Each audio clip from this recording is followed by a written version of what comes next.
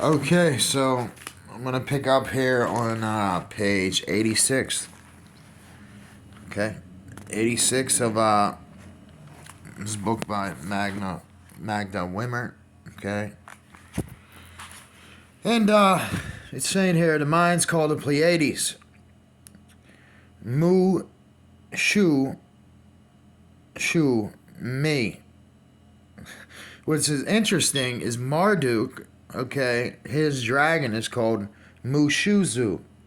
Okay, so you see the shoe. Okay, Mu, Shu, Shoe. Okay, shoemaker. I tell people all the time they don't seem to understand that Shu is in the opt-in. Meaning Yeshua is in everything. Okay? So when I say yes you are, yes you are. Yes you are. As well. Okay, so you got two shoes there. And when I talk about Marduk, I'm talking about Christ. Okay? In a sense. And when I talk about Marduk, I'm talking about Mordecai. Okay?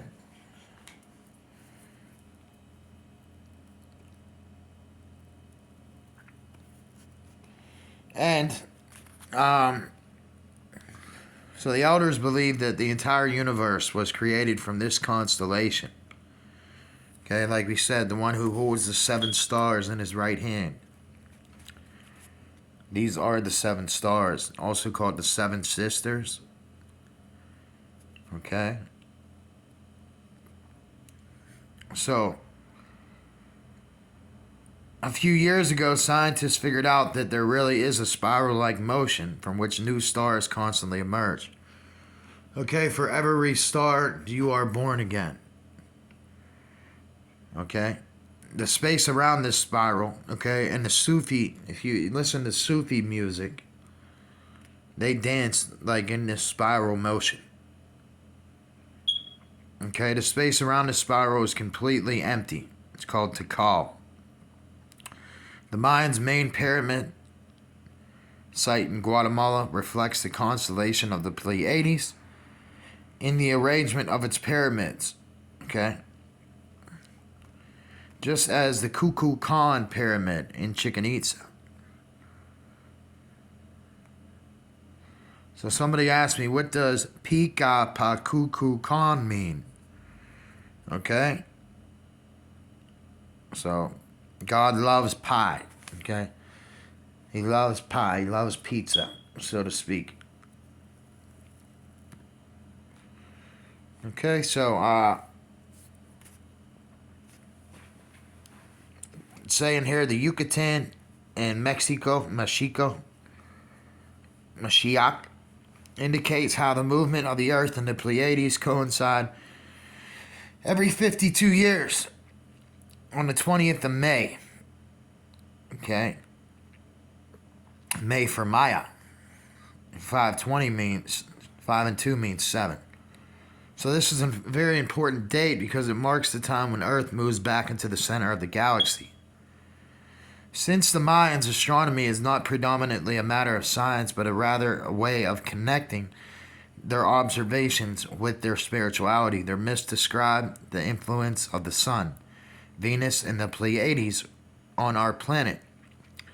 The Popol Vuh, okay, the Book of Wisdom, gives us the following interpretation. And I have here marked Jesus and his angel of his presence, okay? That's something that has a deep meaning to me and my brother, so, and the 2 and 1, and everybody's part of that, so we're all truly one.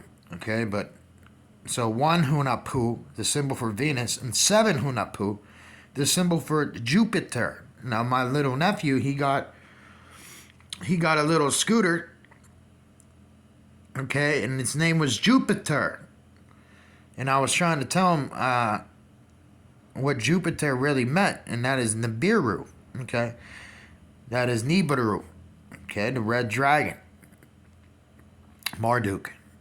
Okay, so thus they are one in spirit. They symbolize the summer and the winter solstice. So they are killed by the lords of the underworld, and the skull of one Hunahpu is hung on a tree, in the tree of the Milky Way. Okay, so when the blood moon, the daughter of one of the lords in the underworld, passes by the tree, she mysteriously becomes pregnant by the sperm that the skull spits into her hands. She gives birth to the twins, Hunahpu and Xbalanque.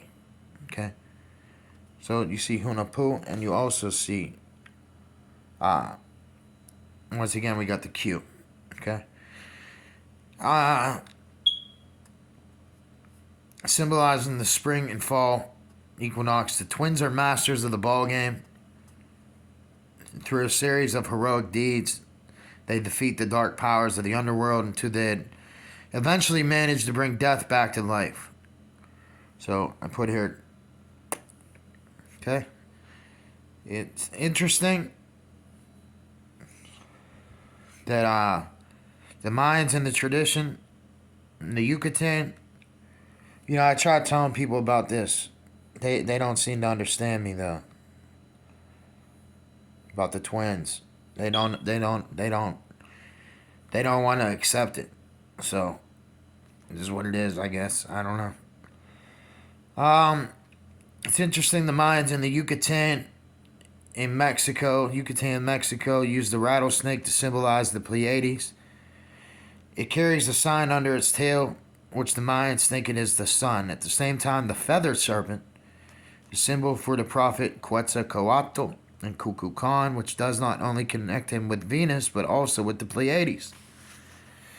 Okay, so this enables their father, one Hunahpu, to return to the underworld to unite with him the four opposing powers, the equinoxes and their solstices. Since the Pleiades have been his symbol, okay, the story has great mythological importance, for the date of the Mayans have calculated for the beginning of a new age. Let me see that. So in case you don't know whose birthday that is, okay, just so you know. So, and the Mayans and the other people have known about this for thousands of years. This will be the day when the sun returns to the center of the galaxy on the event which only occurs every 26,000 years. So what will happen on this day? So it is the day of the winter solstice in 2012, when after a long time, the sun returns to the position where the orbits of the sun, the Earth, and the planets cross the Milky Way. And this would also be, you could call this the planet of the crossing. Now, Nibiru, also the planet of the crossing. Okay.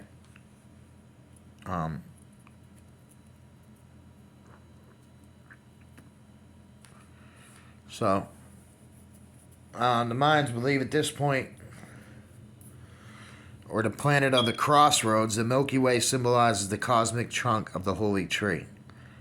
The so-called Dark Road is part of the Milky Way. This is an area where they consider the Dark Road to be the path to the underworld. And they call this Xibalba, the place where everything old will end and new will be born. At the same time, the underworld is the center of our galaxy. As the Mayans say, it is the cosmic womb from where everything is born. The stars, humans, everything. The Mayans advise us that we will be exposed to strong influences, such as we now follow the orbit of this galactic center with the sun and the other planets. So if you're feeling this thing, you know, you're not alone. So the Mayans and other indigenous people talk about the rebirth of the earth. Like the mythological twins who were born, and we're also talking about the Hopi twins, okay? So they believe in the twin Kachinas. The red star, the blue star, the brother from the other pole, the brother from the other pole, in which, you know, bridges the two poles, okay? So, like the mythological twins who were born and had to journey through the underworld so the light could return, the earth too will be reborn after 26,000 years. When she completes her long way back to the center, the Mayans say when the sun is the center of our galaxy on December 21st, 2012, we have reached the center of time. Nevertheless, it has been said that the Mayan understanding of time is very, very different from ours. It does not really hinge on a certain date. See, so everybody's looking for a certain date, they don't realize how time really moves. Okay? It is largely derived from the so-called time and spaceless reality of the dream world, also called the weave of the universe, with its endless spiraling movement. This would be pi, okay, with the stars in the center. It returns to it. Our own linear concept of time is very different. Therefore, this end date, which the Mayans have calculated, does not actually pinpoint on a particular day, but rather the transition towards a new reality and level of consciousness. Now, one of the things I was talking about to my friend Maria today, that I'm really struggling. Here's the thing. I'm gonna be homeless in a few days, and I'm not saying that to gain sympathy from anybody, but I've kind of like waited and waited and waited and waited and waited. I guess on the word of other people, which I shouldn't have done, and shouldn't do, about trying to maintain survival at all costs here, and it's something I gave up for God, working, not working, so I can contribute to giving back His gift that He gave to me. So that's what I'm doing here. Nevertheless, it has been said, okay, our own linear concept of time is very different. This end date, which the Mayans have calculated, does not pinpoint a particular day, rather a transition towards a new reality and a level of consciousness. To all ancient people, the last 9 cycles of 52 years, which have been the time of the 9 hells, has already come to an end. We are now living in the time of great changes, where the old pattern dissolves in order for the new ones to emerge. This is a time of uncertainty. This would be like going through the dark rift, okay? The dark rift, deep space, so to speak, and returning back to 0 point energy. Okay? In the time of uncertainty, many people are frightened because they don't know what's happening. And the Mayans, and the indigenous people of the earth, okay? Wow.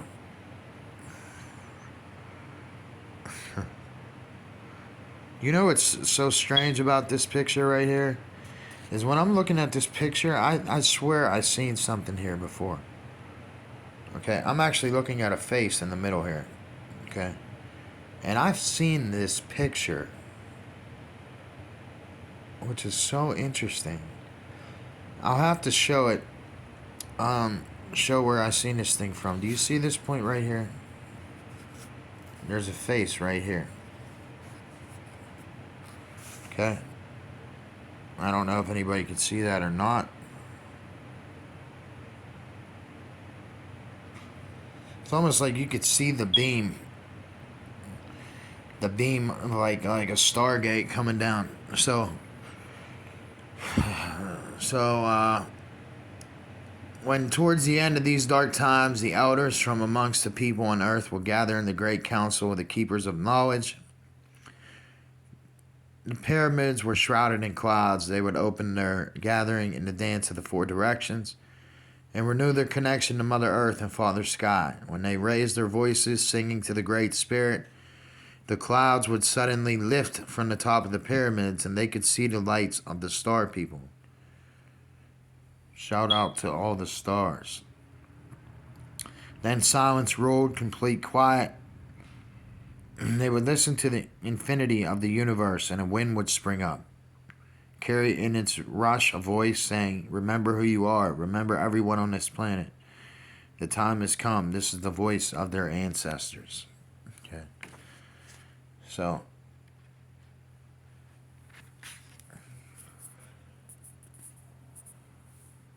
page 89, A Time of Change.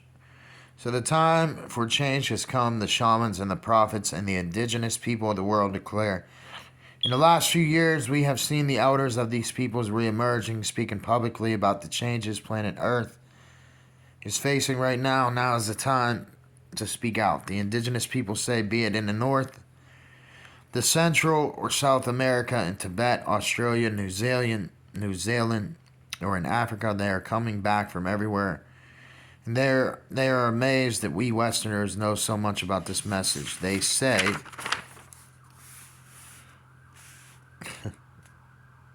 look at that little turkey leg. Okay. There are only a few years left until the year of 2012.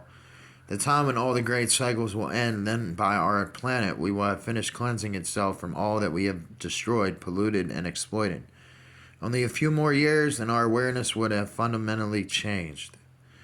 The ancient knowledge of great cultures is now coming back.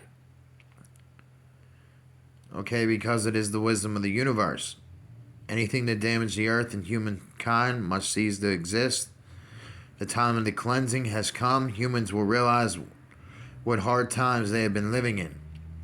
That there are only a few years left. We will need to unite, pursue a common goal. This is the only way to prevent a catastrophic future. So it is up to us to make changes, but exactly what we do is less important than that we come together and we are filled with great spiritual strength. The shape of our future is in our hands, and we must make sure that the impending changes will not destroy us. It is the knowledge of the heart that matters now. So remember when Venus met Mercury, it was the 500-year sign of, the day star rising in our hearts. This message challenges us because we're ignorant of what's going on. It's more amazing that these people, be it the Mayans in Central America, the Incans in South America, the Hopi, the Cherokee, the Iroquois, the Lakota, the Tibetans, the Moors, in New Zealand, the Dagara in Africa, the Nisgaya in Canada have all known about this for a long time. They've always known that the time will come and the time of change would come and why. They have expressed this knowledge in many different stories, but the essential meaning was all the same. So our ancestors told us that one day white men would come in big canoes from the east, powered by white wings. Huge white wings. When they step on our land, we will see that they are limping because they are trying to walk on two different legs. One of the legs is the soft paw of the lion, and the other one is curved like the claw of a bird of a prey. So this is similar to actually, you have no balance.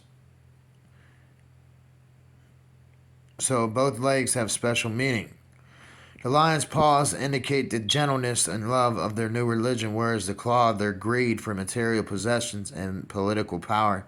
The latter is the leg they will put down hard, whereas the former is wounded. They will much rather talk about their new religion than live by it. Instead, they will sharpen their claws, extend them towards people of color in order to rob them, enslave them, and kill them. Our ancestors told us that the ancient peoples would resist, but that a time would come when they could not do this anymore because of the grief about the neglect and abuse of the earth have made them tired and weak. This will be a time when their land will be taken from them, when they will be locked up in reservations, confined to prison villages. They will no longer be permitted to tell their children about the beauty of life on Mother Earth, and a time of big forgetfulness will begin.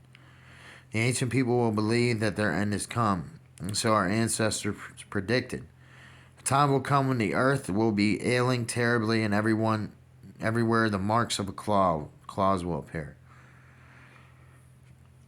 So it's kind of like the Hopi believe that everything will be found, every living thing, everything is spirit, so everything will be found on a drop of blood. Every living thing, and then we'll go back to the time of peace, or a golden era, and whatever is not found in this drop of blood, you'll see people vanishing literally in thin air. Okay. Our ancestors told us that the ancient peoples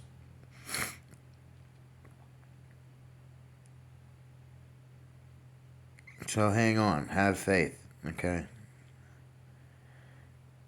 So the rivers will crawl like dark, vicious slime, filled to